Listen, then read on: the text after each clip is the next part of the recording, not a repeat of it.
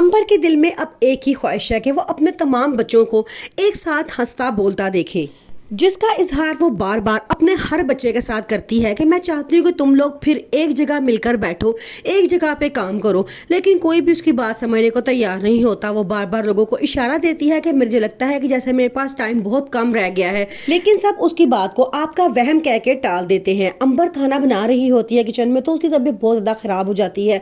वो बेहोश होकर गिर जाती है। उसे अस्पताल पहुंचाया जाता है, जहाँ पता चलता है कि अब उसके पास टाइम बहुत कम रह चुका है। आसिफ और उसके घर वाले अब सब बहुत परेशान हैं। सब अंबर की सेहतयाबी के लिए दुआएं मांग रहे हैं। महानूर की मामा को इस बात का डर लाहक हो गया है कि कहीं महानूर शाहवीर की मोहब्बत में आकर यही ना बैठी रहे सारी जिंदगी। वो चाहती है कि इस घर का तमाम पैसा जेवरात लूट के वहां से भागा जाए और अब किसी और को शिकार बनाया जाए। इस बात का इजहार वो महानूर से भी करती है, तो महानूर को बड़ा गुस्सा आता है और कहती है कि मामा तो एक जगह क्यों नहीं टिकी रहती, मैं तो समझ नहीं आता तेरी लालच की हद कब खत्म होगी। शाहवीर जो महानूर से बहुत प्यार करता है, एक तरफ वो ईमान को भी नहीं छोड़ना चाहता, जबकि दूसरी तरफ वो ये भी नहीं चाहता कि महानूर उसे छोड़कर जाए।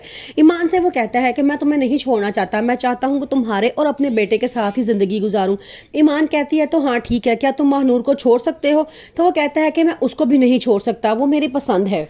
फबीहा अपनी मामा की वजह से बहुत परेशान है। इस बात का इजहार वो अपने हस्बैंड से भी करती है और कहती है कि जिसको पता हो कि उसकी मामा अब मरने वाली हैं, उस लड़की के दिल पे क्या गुजरेगी, इसलिए मैं रोज़ उनके पास जाती हूँ और उनकी खिदमत करती हूँ ताकि उनका आखिरी टाइम मैं उनके साथ गुजार सकूँ। जबकि फबीहा की मामा को जब से अपनी बीमारी का पता चला है वो और डाउन होती जा रही हैं। इस बात पर सबसे नाराज़ भी हुई थी कि मुझे किसी ने सच्चाई क्यों नहीं बताई, असल बात मुझसे क्यों छुपाई गई।